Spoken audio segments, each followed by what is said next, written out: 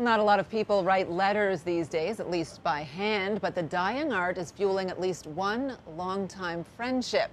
And as CTV's Joel Haslam tells us, that friendship, Joel, almost 6 decades old. Hard to believe, Patricia. You know, our viewers, of course, fondly remember Pam Collacott, who for so many wonderful years brought food and fun to CTV and our community. Well, the popular cookbook author also has a recipe for building lifelong friendships. And according to Pam, the key ingredient is the perfect pen pal. Dear Patty, before the internet, before social media, letters kept us connected. Dear Pam, First paper and pen, and later, this modern invention, bridges to others in faraway places. You just kind of get to know them as friends. And if you write long enough, you get to know them really well. Is she one of your best friends? oh, absolutely. Absolutely. Did I tell you I kept this one up on my coffee table for years? Oh, really? This is a story of how two strangers became friends. That's cute. Pam Collacott lived in Windsor, Patty Miller in Phoenix, when a young girl who knew them both suggested Patty and Pam be pen pals. Patty and I started to write. We kind of clicked and we wrote back and forth and back and forth. We followed each other for a lot of years now, like almost 60 years. A typed 1965 letter, now that's pretty cool.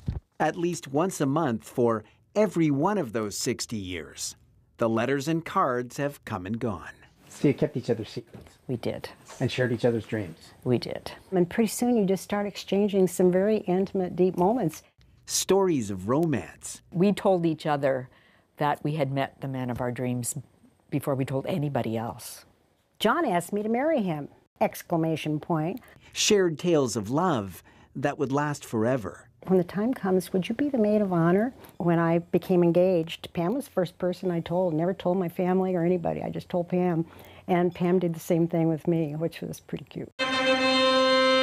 They would meet for the first time at Patty's Arizona wedding in 1966. The pen pals, instant best friends. I got off the plane and we started to talk and we didn't stop talking until she went on her honeymoon. Patty would be in Pam's wedding, even saved a piece of her cake to return by mail on Pam's 25th wedding anniversary. You are truly amazing, Patty. There's a letter about that, too. Yesterday. We were flabbergasted that you'd saved the newspaper and cake for 25 years. She said she couldn't believe it. She said, Reed and I both started crying. And I said, oh my gosh. Your thoughtfulness brought tears to our eyes. You're a wonderful friend and we're truly blessed to know you. They've really grown up together. And you've watched? I've watched, yeah.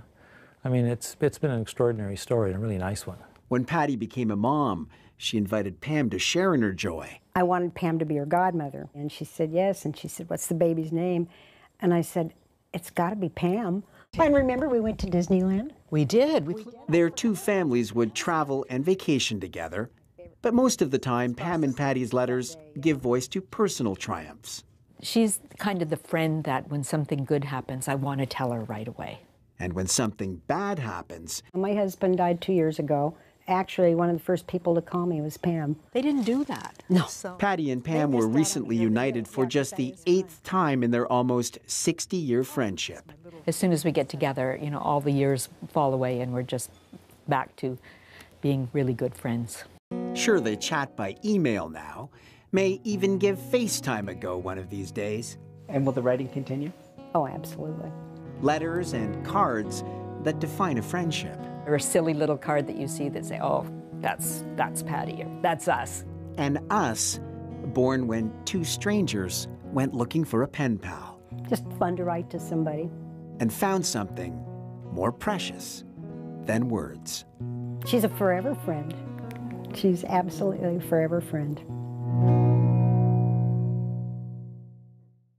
Now, apparently there are pen pals in England and the United States who wrote to each other for close to 80 years. So Pam and Patty say the writing must go on. There's a record to break, and it's in their sights, Patricia. And they'll do it, I bet. What a wonderful connection. And there's nothing like sorting things at home and stumbling upon an old letter from someone close. It's Very really nice, Joel. something. Thank you. Thank you.